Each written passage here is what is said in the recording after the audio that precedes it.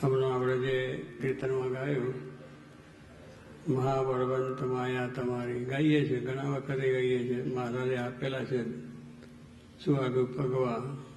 ભગવા એટલે ધાણી.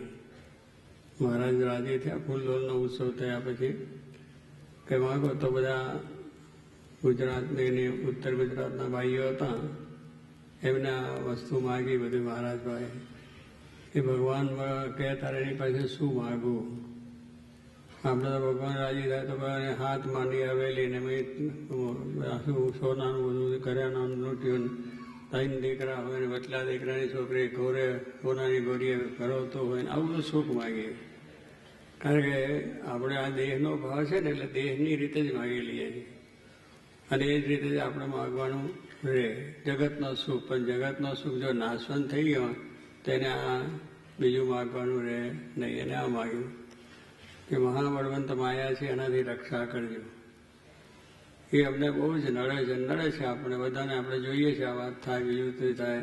ચૂરમાના લાડુ ખાઈએ છીએ અને ઘીના ચોખ્ખા લાડુ ખાઈએ છીએ અને ચોખ્ખી વાતો સંભળાય છે અને અનાદિથી ચાલ્યું આવ્યું છે, પણ પચતું નથી આપણને. પચવું જોઈએ એ મોટી વસ્તુ છે. પછી આ વાત જો સ્વાય જીવમાં ઉતરી જાય તો પછી આ બધી કોઈ માયાની જગતને આમ હમ ને મમતન મારું તારું તું આવન તું પેલો આવન પેલો આ બધું રહેતું જ નથી.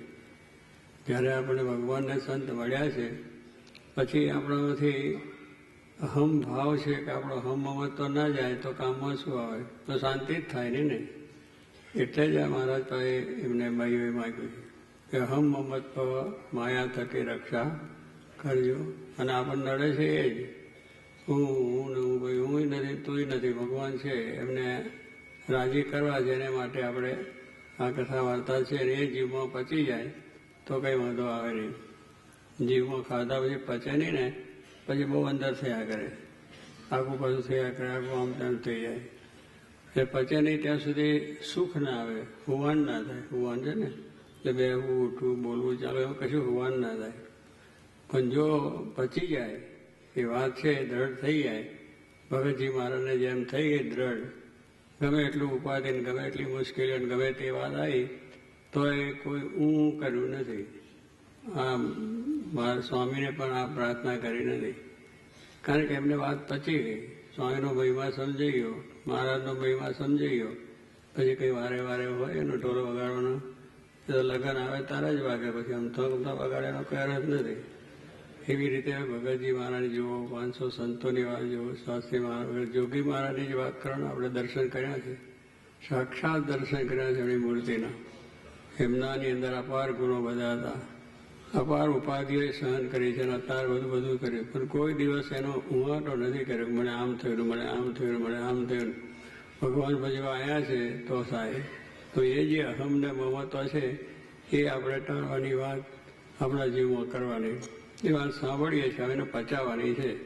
બસ ગમે તે થાય તો મારા સ્વામિનારાયણ સ્વામી, હું આત્મા છું, અક્ષર છું, બ્રહ્મ છું, આ દ્રષ્ટિએ આપણે બધાને આવે તો આપણે સુખના ડગલા છે, નહીં તો દુઃખના ડગલા. સ્વામી કે બધું સુખપાલમાં બેસીને પ્રભુ ભજે એવું કામ થયું છે.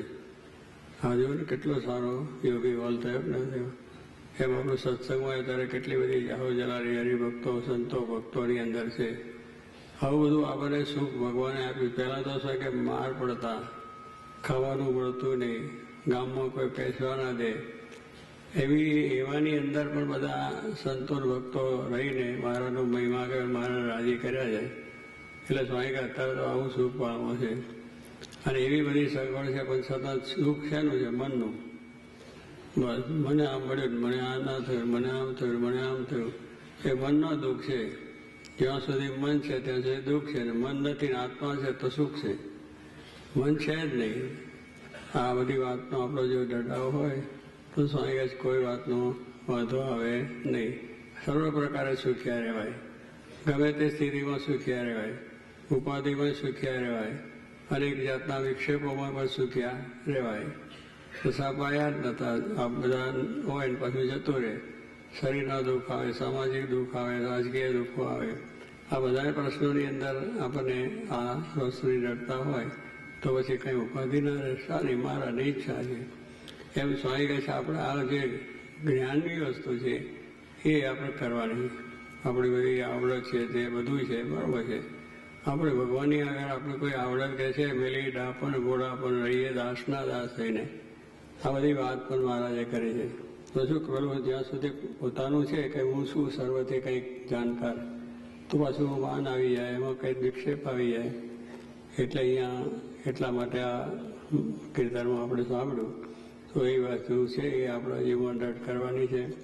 મહારાજે ખૂબ દયા કરી છે. શાસ્ત્રી મહારાજ, યોગીજી મહારાજે આપણા પર ખૂબ દયા કરી છે.